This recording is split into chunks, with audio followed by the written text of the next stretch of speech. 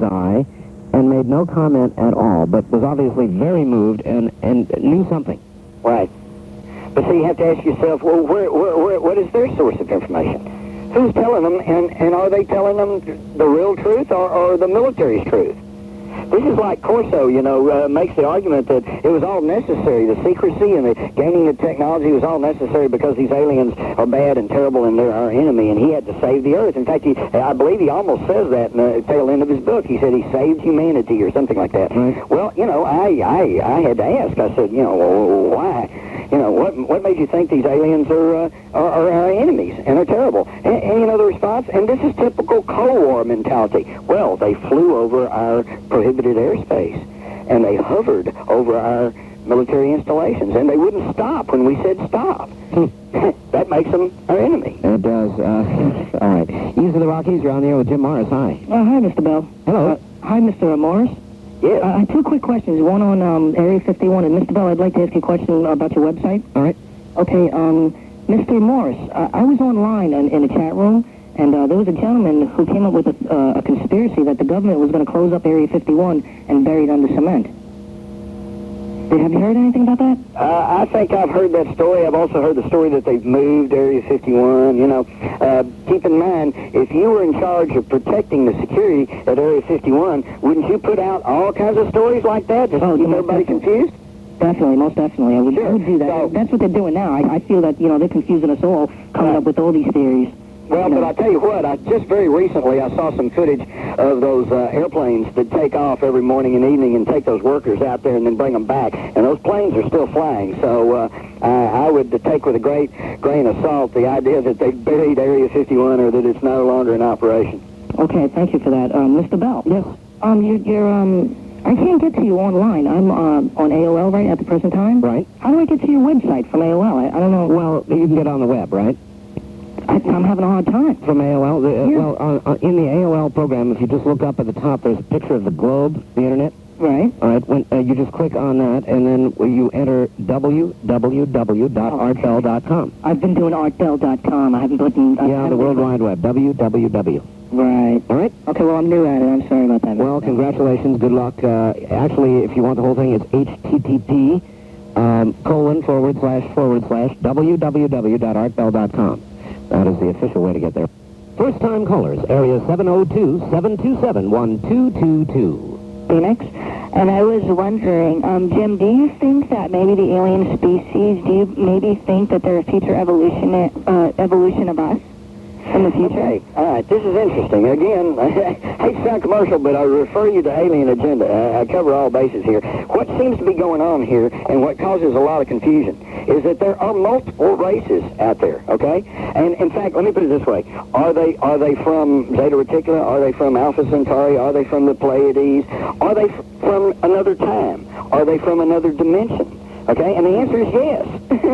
you got all this stuff going on. There's a big, wide universe out there, and our particular solar system and our little planet is just this little, one little planet around a third-rate sun out in the boondocks of the galaxy out here, kind of out on the fringe. So there's so much stuff going on, and we are only just now becoming aware of it. It's just like the remote viewing, this has been scientifically proved, but this is just cracking the door on stuff, because up until recently, everybody just thought psychic stuff just, did not exist. The quantum mechanics, we're making dimensions. It used to be there were no dimensions other than our three dimensions, but now they pretty well understand there's at least a fourth dimension, which most people consider maybe time. And now some of the leading theoreticians are saying there may be as many as 10 dimensions. So now they're admitting to perhaps 10. Well, if there's 10, maybe there's 20 or 2,000. Who knows? We are just now beginning to understand and grasp a little bit of what's going on. I would say the human race at this point in time is kind of like a teenager. We've pulled ourselves out of the dark ages a little bit, but we certainly don't know everything that's going on. And when you look back at technology, only say 100 years ago, if you were to take a modern handheld color television set and take it back with a battery and a tape or something so you could play something, go back only 100 years and show it to the average person, they would probably just cower and cringe, and they'd say, my God, this is magic, what's going on, and think it was some kind of magical thing. So it's really pretty incredible. so you can see where that if somebody was maybe just 100 years ahead of us, they would probably, in fact, just within my own lifetime, I can remember back in college in the 60s studying computer science. And you had to have these punch-out cards. It was just terrible. It was big and funky and unwieldy and big hassle. And I said, forget this. And now, of course, I've got, you got these little laptop computers, and you can use your finger and dial around. And I mean, it's magical, really. But you grow up with it, and you understand it, you use it, and you forget about it. And I get very upset with my computer right now, and because I think here's this sophisticated, state-of-the-art piece of thing, and it won't do what I want it to do, and then I have to remind myself, computer science, even today with all the marvels we have, and modems, and email, and the internet, this is just the infancy of it. We're just now getting into this. It's amazing. Oh, yeah, and computers are also developing every year. They're always coming out with new stuff for them. Yeah, every 6 months, everything's obsolete. Right, and everything, it's like you have to keep upgrading. I have a system at home, which I'm planning to get back running. But also, I was in Sedona about a week ago, and there's a lot of sightings out there in the skies, and also there's a lot of negativity about that vortex. I don't know if you know anything about the vortex out there, but... I do. And what do you mean negativity? Well, like, in the daytime, it would be fine, because it's pure daylight burning through everything, but when you drive around out there, up at, where, I don't know if it's Bell Rock or if it's the other one, by the airport motel right there, there was a lot of negative energy out there, and I don't know where it was coming from, but it wasn't really good. All right. Well, I appreciate that. Have you done any looking into this whole question of vortexes, Jim? Not to any great extent, but I do know what you're talking about, and I do know that there are certain energy, there is an energy thing. We are, again, back to what I was saying about how we're just now scratching the surface of some scientific knowledge and things that seem to be just magical to us, or we will probably understand more fully in a few hundred years.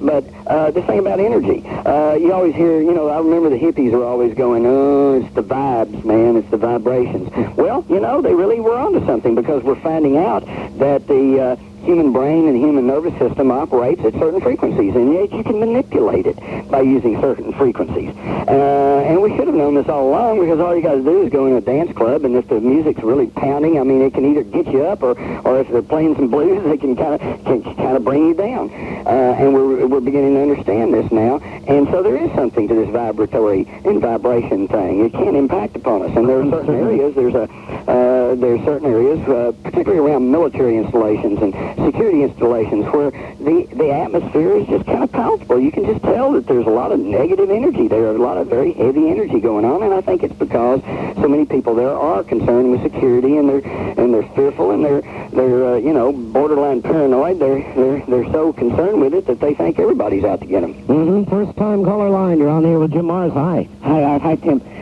Listen, I got a story that happened to me that I'd really like to tell you what happened. I was working upstate New York, and as a security guard, and, hello? Yeah, I'm listening. And I saw also one night these lights coming down. It was like 3:30 in the morning, these lights, and I went over there to see what happened. And there was this strange, big, round thing down there, and I spoke to these people that came out. Now, these weren't human beings, I promise you. They were not human, okay? And What do they look like? I don't know. I don't even remember exactly. I was like in a state of shock, and I was talking to them, and I was not talking to them in English, and it was a language I never heard of before, and I was just able to understand what they were saying. I really, it was like a shocking thing that happened to me, and, and they were telling me that they're not from this universe even. They're not even from, from anything that we even see, we ever heard of before. And they would, and I asked them, what does this mean? Where are you from? And they said that they're basically going around from planet to planet, and they said that in any universe that we ever heard of, that there's no living things.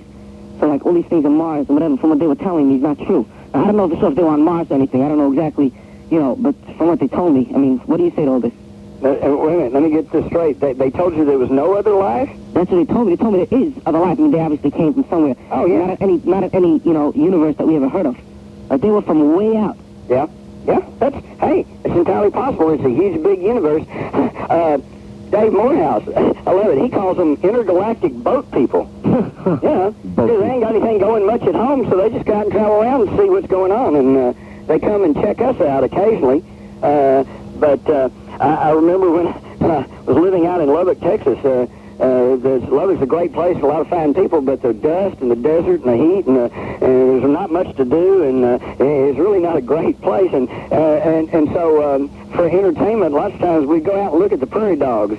That little prairie dog village, and the little prairie dogs just camper all around doing their little things. And people come out on the weekends and on afternoons, they watch prairie dogs. Well, I think some of these people are coming here visiting us. They're coming to look at the prairie dogs.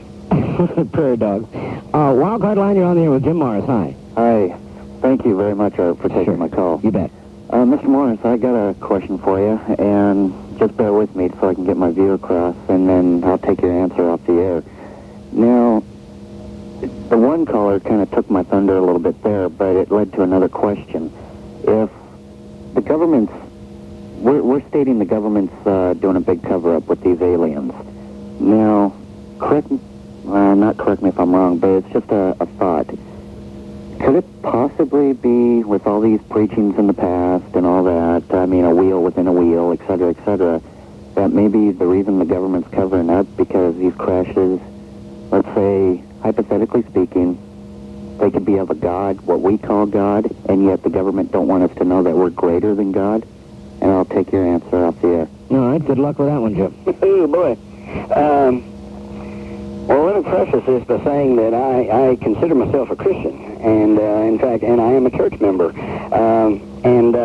I think there is some tie-in here. For instance, the remote viewers say that some of the beings that they encountered were essentially what they call light beings or transcendentals. Others have called them disincorporates, light beings, energy beings. Okay.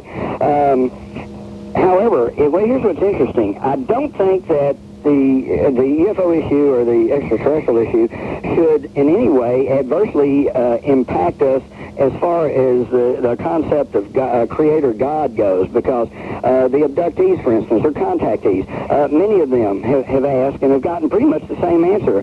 One lady who was a devout Christian kept asking her captor, said, are you from God? Are you from God? And finally one of them said, look, our God is your God. And I think that's probably it. The God is the God of the universe. He creates the universe, and he'd be the God over all of us, including extraterrestrials. The only place where the UFO issue is liable to really kind of cause a problem is strictly in this very egocentric idea that we are the apex of civilization and we are the high point of God's creativity. And I think that limits God, really. I don't think, and that particular concept, by the way, is not biblical. There's nothing in the Bible that says, we're it.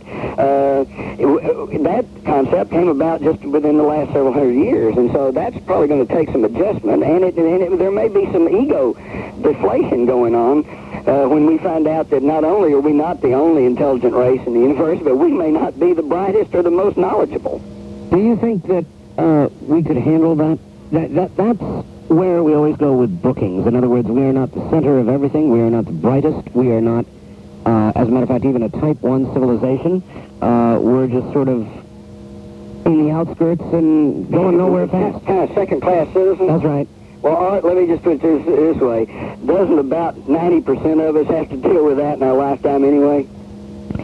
Yes. Of course.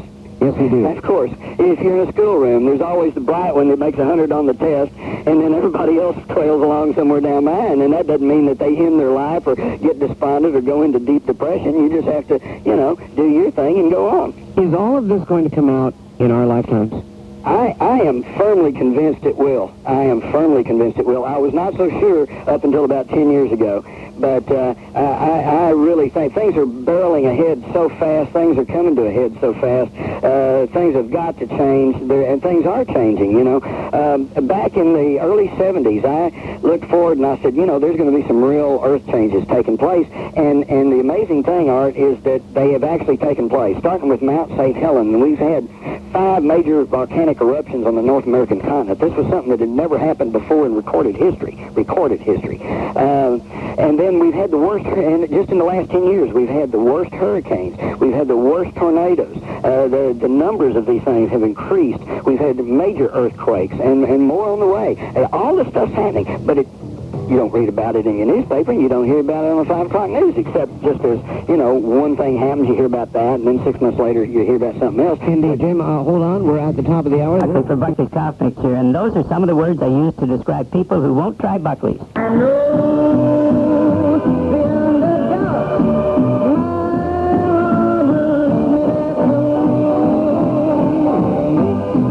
An amazing, just an absolutely amazing discovery by undersea archaeologists just off of Alexandria, Egypt. They've been looking at the seabed of the Mediterranean, and they have found the ruins of 2,500-year-old pharaonic cities. And they thought before they were just legends. And it is absolutely amazing because a little bit later on, we're going to be talking about exactly that. I mean, talk about serendipity. This is absolutely perfect because later on in the program tonight and this morning, we're going to be joined by Thomas Horn, who along with Dr. Donald C. Jones has taken a look at the issue of ancient gods in these ancient cities. Where do they come from? Are they still here? If they are, who are they? Why are they here? What do they represent?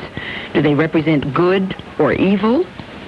Angels or Satan? And he's got his answers, and I got to tell you, they will put chills down your spine, and especially with this discovery, which I will tell you more about. That's a little bit later.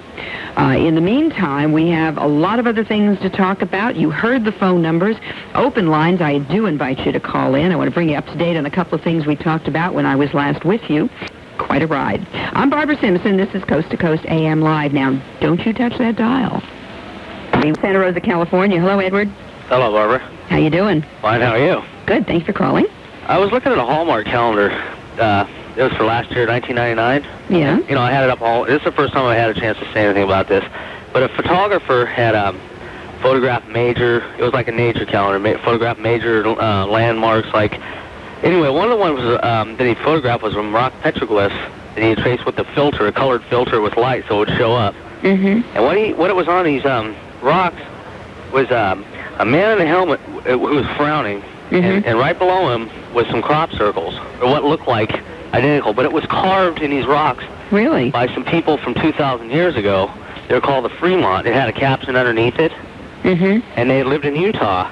And I swear, this guy, it looks just like, if somebody had a copy of this calendar, it was a 1999 Hallmark nature calendar, it would just blow your mind because it was 2,000 years ago, but yet it shows a guy in a helmet and he's frowning, but yet whoever it was, it carved this in a rock. I mean, it's identical to a crop circle. It's got a tail on with a small circle with a bunch of circles, concentric, I guess. The thing that strikes me is that even if somebody a few years ago would listen to stories like this and go, oh, poo, it's just crazy people believe this, more and more we're finding things that are corroborating all of these myths. And I mentioned earlier, and we're going to be talking about it next hour, is this absolutely amazing find of the archaeologists and what they found of cities that heretofore we thought were just legend and myth, and now they actually found the city. And it's astonishing. So what you're talking about, by the way, if you could ever make a copy of that and either fax it to me during my program here at KSFO tomorrow afternoon or any Saturday or Sunday, or mail it to me at the station, I'd love to see it. I'll do that. Would you do that? What amazes me is these people in the caption said the Fremont, whoever carved this picture, were agricultural people. Yeah. Okay, now... And now it's a barren desert, wherever it was. Oh, well, the changes in the earth are just astonishing. I mean, let's face it, the Sahara Desert used to be green, and Lebanon, parts of Lebanon, you go back to the Bible, and they talked about the cedars of Lebanon and all of the fig trees, etc., and there are areas there now which are all desert, so the earth has changed dramatically. Barbara, can I ask, also I heard when Art Bell was, I believe it was on Art Bell's show when he was still around, about these people in Egypt had been, there was something in a chamber flooded with water, like 2 or 3 stories underground. And these idiots, they had flooded it for a reason back, I guess the Egyptians back in the old days. And these idiots were pumping this water out to see what was down in there. And I don't know if you had heard anything about this, or it was... It sounds vaguely familiar. I can't remember the details on it. I may have heard it on Art's show because I listened to a lot of his programs. Yeah, it was just like some evil thing that they had flooded a chamber and buried them, like, I don't know, back in 2,000, 3,000 years ago. And I don't know if you heard anything more about it. I haven't, but you know something? We're going to have a guest next hour who may be able to give us a little insight into that. I'll ask him. Cool, and I'll fax you this paper tomorrow. You're going to be on for Mike? No, I'm on for me tomorrow on Sunday from 4 until 7. I'll be there. Okay, thank you very much. Bye. Yeah, that's my program on KSFO. And by the way, you can hear that if you have live audio on your computer. Just go to the KSFO website and do it. So it'll be fun to listen to you and have you call in from there, too. Let's go to, speaking of different places, Becky in Indiana. Where are you in Indiana, Becky? I am calling from Zionsville. Ah, okay. It's just north of Indianapolis, just a little bit. Okay. So, anyway... An old guest coming up, and I want to give you a little bit of background, though. And just absolutely amazing, this afternoon I was looking at the wire services just to see what was there, because I'm always doing that for the radio work that I do, and came across this story out of Alexandria, Egypt, and it just hit me that it fits perfectly with our guest this evening. Archaeologists, now we're talking about marine archaeologists. These are people who look at submerged ruins, and they've been looking at the Mediterranean seabed. They announced just today that they found the 2,500-year-old ruins of submerged pharaonic cities that until now were only known through Greek tragedies, travelogues, and legends. Among the discoveries at the sites where the cities of Heracleion, Canopus, and Minuthis, and I hope I'm pronouncing them correctly, once stood, are remarkably preserved houses, temples, port infrastructure, and colossal statues that certainly show that these people lived a very luxuriant lifestyle. Some travelers, now remember, the only thing we knew about it were travelogues. That means people traveling there came back and talked about it, said it was very decadent lifestyle. And this is the first time that historians have found the physical evidence of the existence of those lost cities, which were famous not only for their riches and their arts, but for their temples dedicated to the gods Isis, Serapis, and Osiris, making the region very important for pilgrimages of the various cults. According to a French archaeologist, Frank Guidiot, who led the international team, we have an intact city frozen in time. It is the most exciting find in the history of marine archaeology, and that's according to the Secretary General of the Supreme Council of Antiquities of Egypt. They worked for 2 years on the northern coast of Egypt in waters 20 to 30 feet deep, using modern technology, including magnetic waves, to map the bottom of the sea in that area. Apparently, they have some underwater television footage shown to reporters. I haven't seen it yet, and I'm looking forward to it.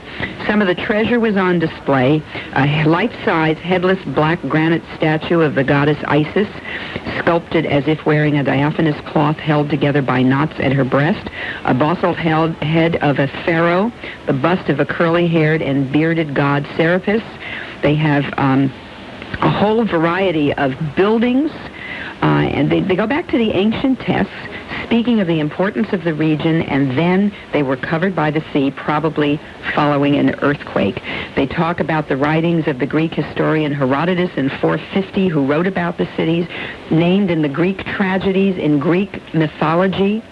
Remember the king Menelaus, the king of the Spartans, who stopped in Heracleion during his return from Troy with Helena, and his helmsman Canopus was bitten by a snake, transformed into a god, and Canopus and his wife were immortalized by the 2 cities that bore their names.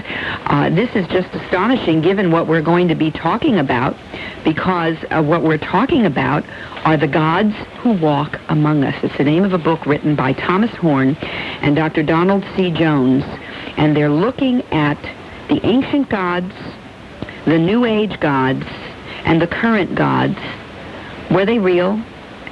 Are they dead? Are they alive? Are they evil? Is it Satan? Are they angels? Are they here?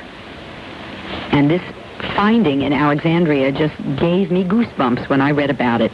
We're going to be talking with Dr. Thomas Horn right after this. I'm Barbara Simpson, and Thomas Horn wrote a book called The Gods Who Walk Among Us, and they touch on a whole variety of issues that I found astonishing. When I first started reading the book, I thought, well, you know, what is all this about? There's an awful lot in here. But boy, when the pieces of the puzzle get put together, they are astonishing. Mr. Horn, thank you for being with us. Oh, thank you for inviting me on your program, Barbara. And just one quick correction. You referred to me as doctor. You're right. And, actually, Dr. Jones is the PhD.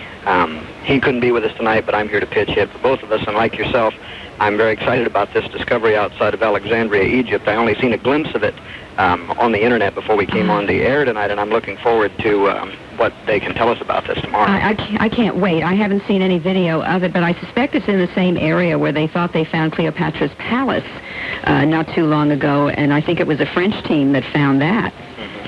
In terms of your writings, The Gods Who Walk Among Us, I was fascinated by the fact that you go all the way back to almost prehistory, looking at gods that we were taught were really mythology. And yet, in reading through your work, there is the distinct possibility that they weren't myths, that they were real. Right.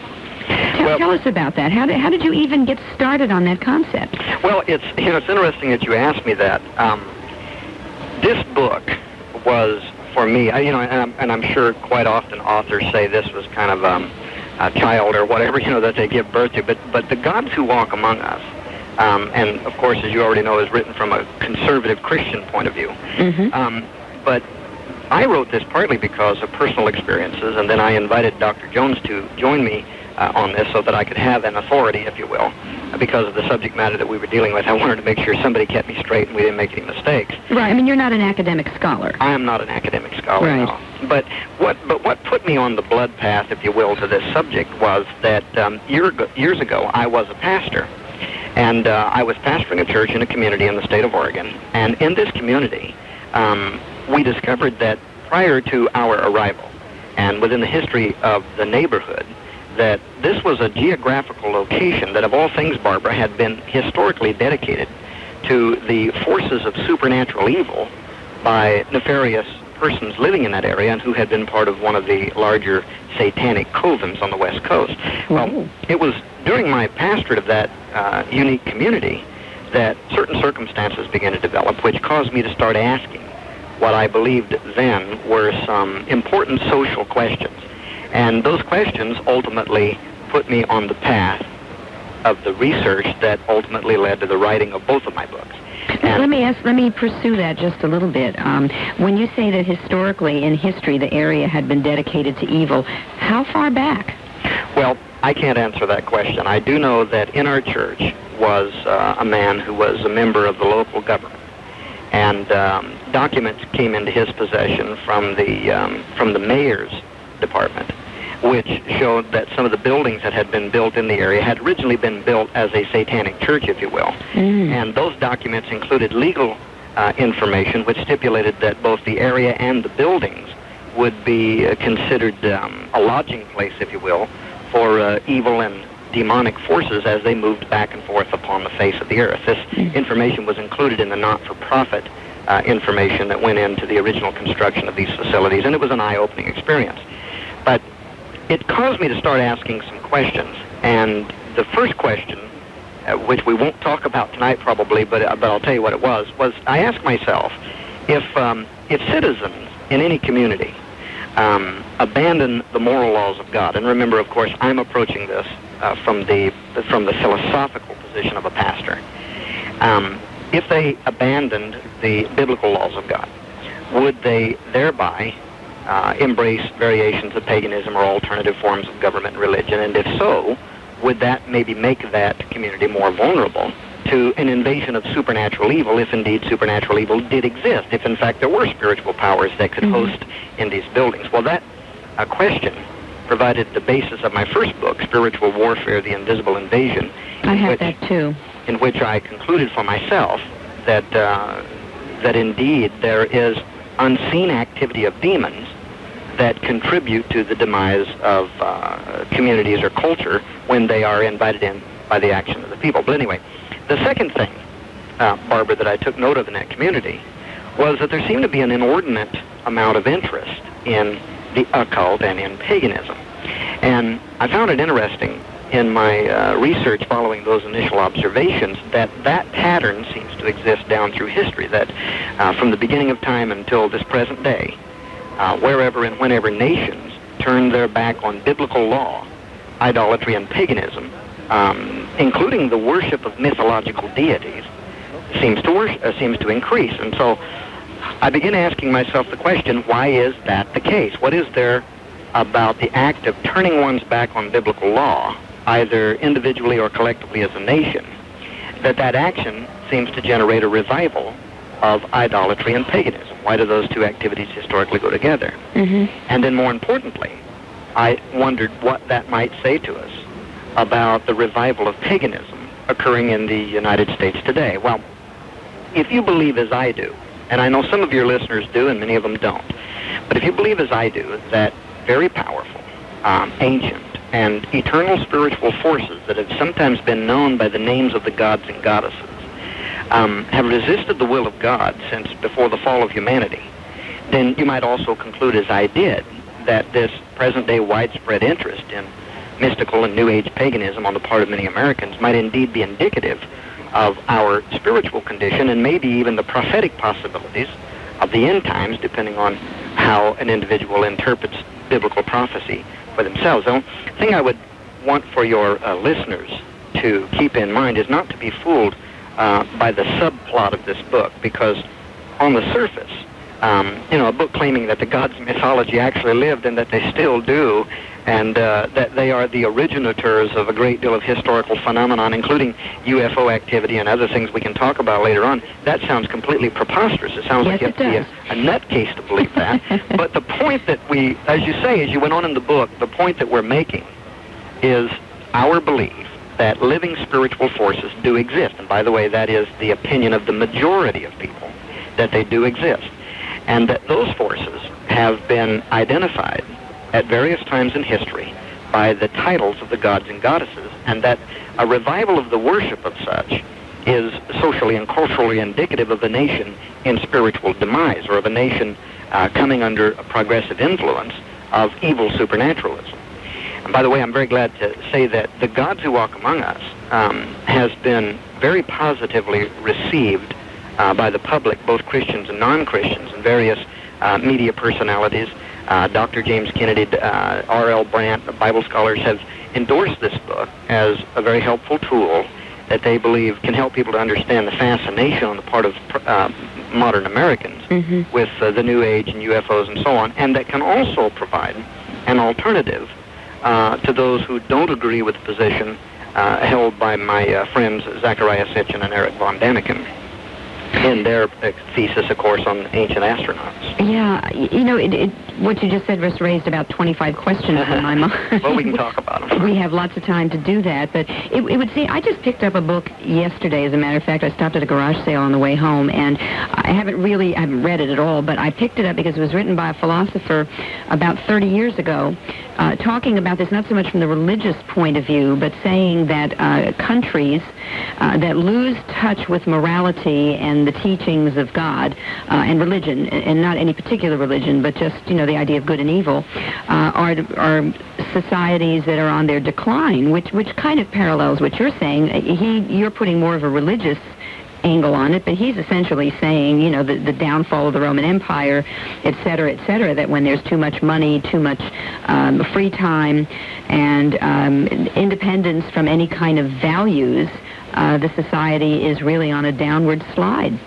You would agree with that? I would agree with that, and I would say that if you approach it from either direction, either as a religious philosophy, or whether you're just simply approaching it as a cultural architect, right. When people abandon certain moral restraints, human liberties begin to fail, and we kind of return to more of an animal approach. The strong survive, the weak get destroyed in the meantime. But in fact, I noticed looking at your website that either tomorrow or the day after tomorrow, von Daniken's going to be back on talking about That's right. Chariots of the Gods, or one of his other best-selling books.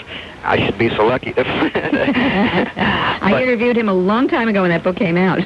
Well, I tell you, when they first said, would you go on Coast to Coast, I said, only if I'm not interviewed by von Daniken, because I'm not, right. As I say, I've studied this subject, but obviously I'm not a scholar. Do you agree with him?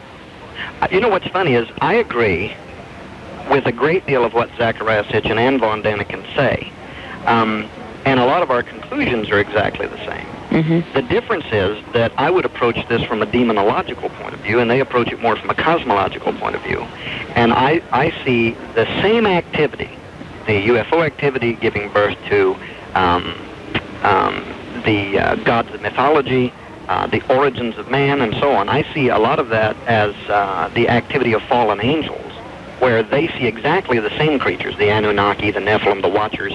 They see those as titles that early man placed on actual alien visitors. Do you believe in alien visitors? Well, in this book, I'm not talking about that. That's not what I asked you. I believe in the possibility that there could be life forms on other planets, and I would say that God is big enough and powerful enough to take care of those matters without having to get Tom Horn's permission as to whether or not he could do it or did do it, and he doesn't have to bother to stop and explain it to me. But when we're talking about this phenomenon of Genesis 6 and the Nephilim and the Anunnaki and the Sumerian culture, I believe that what we see happening here with the Watchers is demonological in nature. Zachariah Sitch and Eric von Däniken and many people like them see the same kind of a connection between the gods of mythology, UFOs, and the origins of man. And I can hear the music coming on, so as soon as we get back from the break, if you want me to continue that question. Absolutely. Save your thought there, and as I said, I've got a whole list of 25 and more questions, and later who's written a book called The Gods Who Walk Among Us, and he raises some very fascinating and I would think very controversial issues, because he's looking, along with his co-author, at the gods of the world as being representations of evil supernatural. And he goes back all the way to the pre-Greek days, the Greeks, the Romans, the New Age area, and then the New Age god kings as we're looking at the chapters of the book. But the thing that I find amazing is going into today, because of all of the interest.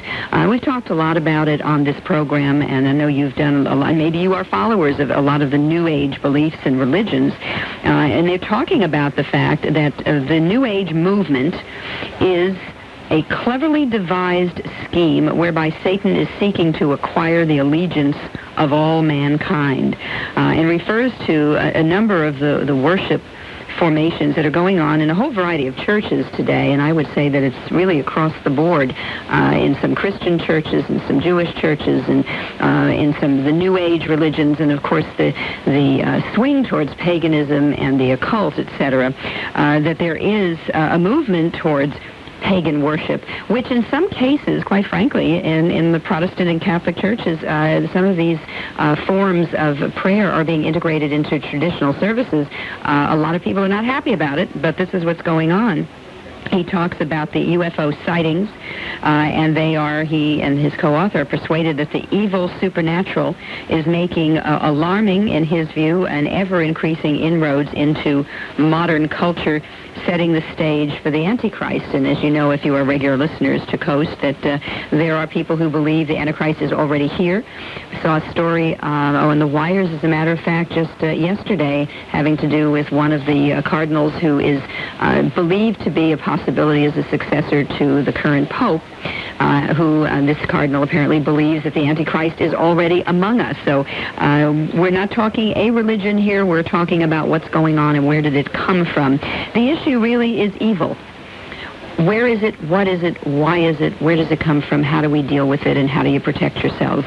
The guest is Thomas Horn. I'm Barbara Simpson. We'll be right back. Let me ask you about where all of this started. I know that in looking at your book, you bring it right up until the present day. I mean, even talking about Captain Planet on television and the Burning Man. But going back into, prehistory, I guess, where did it all start? Because you were referring earlier to the Bible.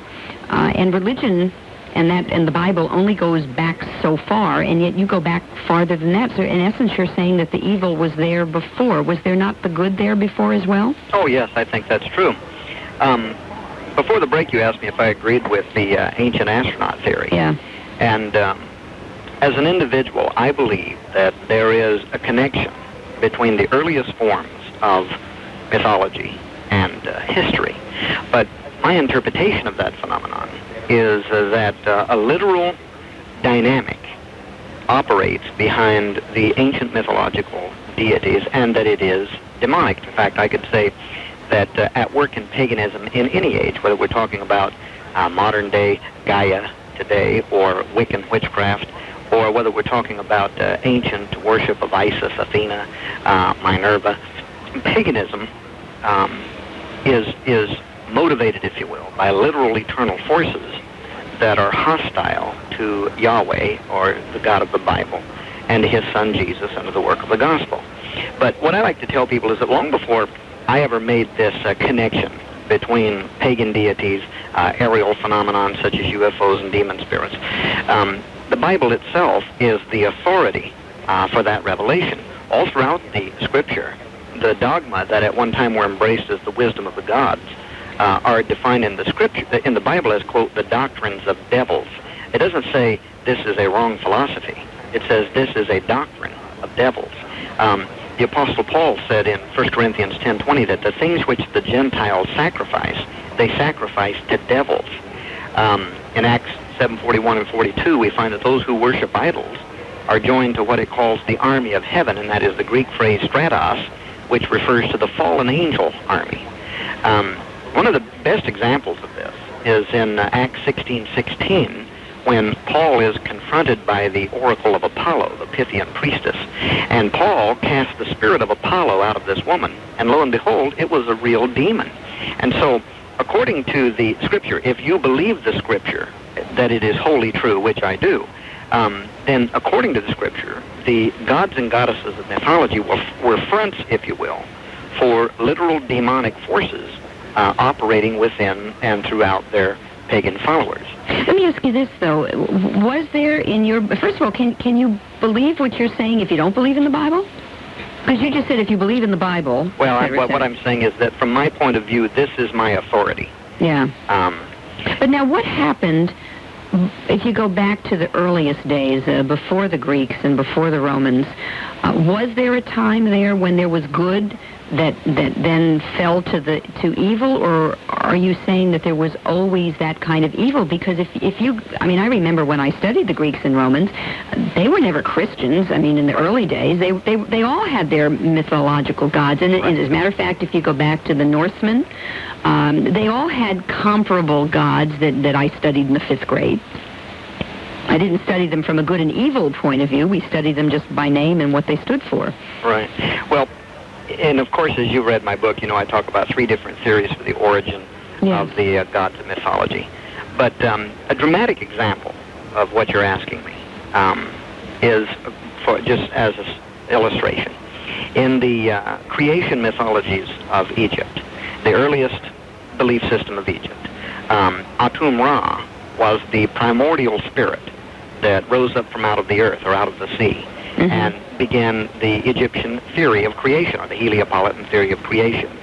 Now, that's significant when it is viewed under the microscope of Christian theology, because Christian theologians also believe that in the very, very, very beginning, if you will, it was all good. And then there was this great cosmic conflict where Lucifer rose up in rebellion against God. God cast Lucifer and his rebellious angels from out of heaven, and darkness fell upon the earth, and there was chaotic changes on the earth. Right. But from that point and forward, we believe that the original revelation from God to Adam, or the first man, was corrupted. It was splintered. And that's why in all of these various mythologies, you seem to find traces of the very same stories over and over again. That's and sometimes universally. And not only stories, but you find pyramidal shapes, various things, all around the whole surface of the earth, which seem to say that in the beginning there was universal knowledge, and then something happened, something corrupted what was going on the face of the earth. Well, I got off track. But Atum Ra was this, in early Egyptian mythology, was the spirit that rose up from out of the earth and began the Heliopolitan theory of creation. Now, the reason that that's significant to a Christian theologian is because they also believe that after this cosmic war, the physical earth contained spiritual forces. Now, some of the Bible verses that might support that would be like Revelation 9:14, where we read about the 4 angels that are bound in the great river Euphrates. Job's 26:5 talks about the Rapha, or fallen angels, that are made to writhe from beneath the waters. Various other Bible verses tell us that the earth is a kind of holding tank, or a prison, if you will, where God bound certain fallen entities, 2 Peter 2, Jude 6, and so on.